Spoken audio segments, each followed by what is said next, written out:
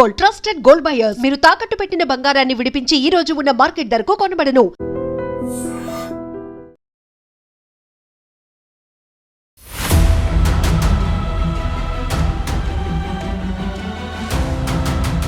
Welcome to ITM news. This is Pawan.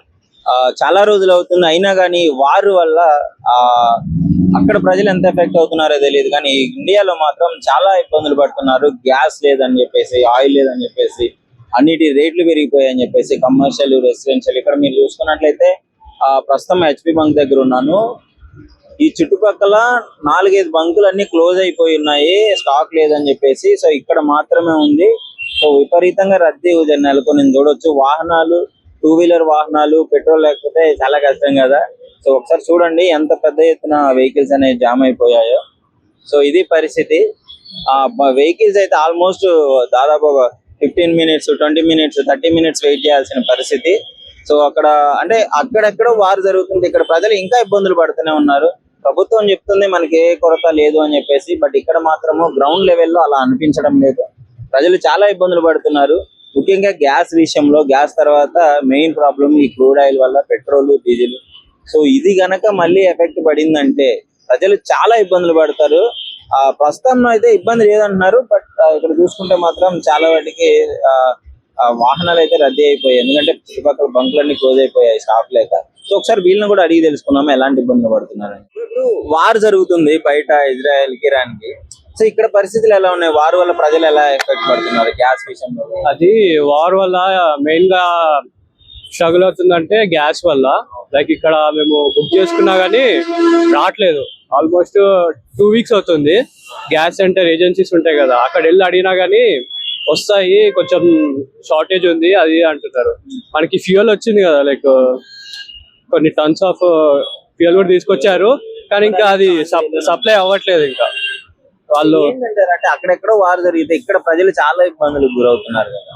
అవును, ఇలాంటివి జరిగినప్పుడు మళ్ళీ థర్డ్ వరల్డ్ వార్ స్టార్ట్ అయ్యే పరిస్థితి ఉంది అని అనిపిస్తుంది. అవునవును. ఇది మొత్తం చెప్పాలంటే ట్రంప్ చేస్తుండే కదా. సో కొంచెం వాడే డిసిజన్ బట్టి ఉంటది. ఇప్పుడు 5 days ఏంది డిలే స్టాప్ చేసిండు కదా, అంటే ఈ వార్స్ అవి డిస్కషన్ జరుగుతుంది.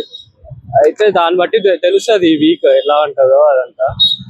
ప్రజలు అంటే ఏది జరిగినా సామాన్య ప్రజలు ఇబ్బంది, middle class, below middle class people struggle అయ్యేది. ఇప్పుడు నార్మల్ పీపుల్ అయితే ఇక్కడ చూసుకుంటే బంకులన్నీ క్లోజ్. ఇదేదో అవును అదే కొన్ని బంక్స్ అయితే అసలు క్లోజ్ చేసేస్తున్నారు, స్టాక్ లేదు అది అది. అదే మీకేమనిపిస్తుంది అంటే ఇట్లాంటి వార్స్ వల్ల ప్రజలు ఎఫెక్ట్ అయినప్పుడు ఏమనిపిస్తుంది? కష్టమే ఉంటది అన్న, ఎవరికన్నా, మామూలు ప్రజలకైనా ఎవరికైనా ఇక అందరికి కష్టమే ఉంటది. ఇక ఎవరి స్వార్థం వాళ్ళు చూసుకుంటారు తప్ప మనం కూడా ఏం అనడానికి ఏం లేదు, ఆ కంట్రీస్ అనడానికి లేదు, ఏం లేదు. కాకపోతే ఇక మనం ఈ సిచ్యువేషన్ బయటపడాలి అంతే, ఇక కష్టపడి అంతే తప్ప. మెయిన్ ఫస్ట్ గ్యాస్ అంటే రేట్లు విపరీతంగా పెరిగిపోయాయి. ప్రతిదీ గుడ్డు కావచ్చు, గ్యాస్ కావచ్చు, క్రూడ్ ఆయిల్ వల్ల. పెట్రోల్ కూడా స్టాక్ దొరకట్లేదు. మెయిన్ ఏంటంటే ఇప్పుడు ఇండస్ట్రీస్ సప్లై అన్న, ఇండస్ట్రీస్ సప్లైకి ఇక్కడ వచ్చే గ్యాస్ అంటే అటు వెళ్తుంది, అక్కడ చాలా ఎనామరస్ అమౌంట్ వెళ్తుంది చెప్పాలంటే. అది కొంచెం కంట్రోల్ చేసుకొని లిమిట్ చేసుకోగలిగితే ఇక్కడ ఉన్న ప్రజలకు సరిపోయిద్ది. సో గవర్నమెంట్ అటు సైడ్ చూసుకుంటే కొంచెం బెటర్, అంటే వాళ్ళు చూస్తారు అనుకోండి. అదే వాట్ ఎవర్ ఏం చెప్పదలుచుకున్నారు ఈ వారు సిచ్యువేషన్?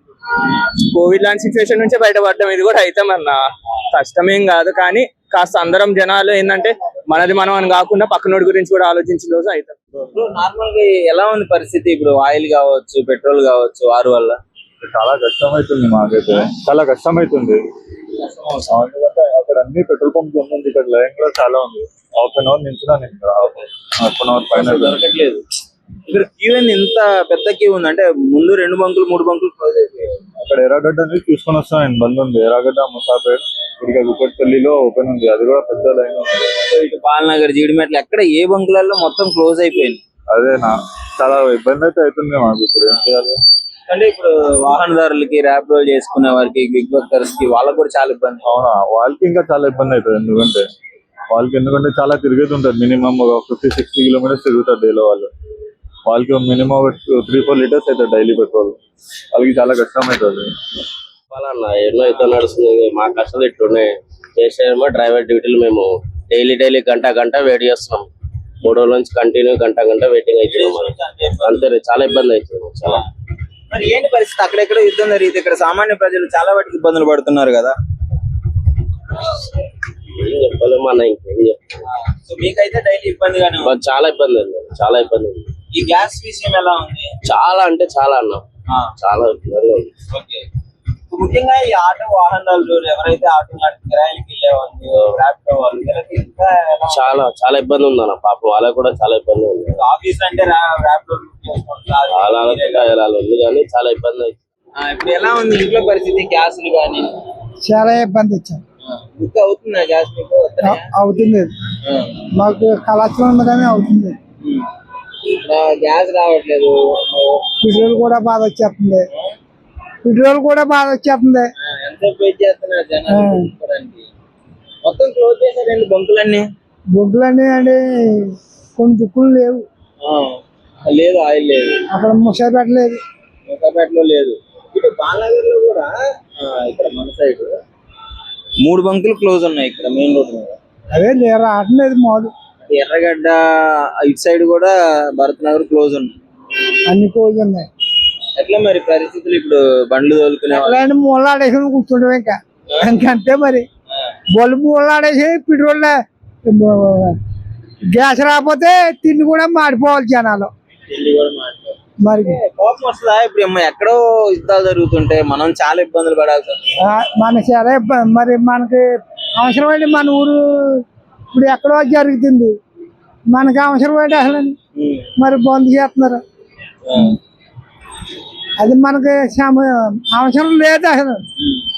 ఏంటంటే ముస్లింలు ఉన్నారు కదా, వాళ్ళు బతుకుని వాళ్ళే సాయిబులు. యుద్ధం జరుగుతుంటే ఏం చేస్తాం పాపం. వాళ్ళే ఎక్కువ తిరగబడతారు. ఎవరు తిరగ అక్కడే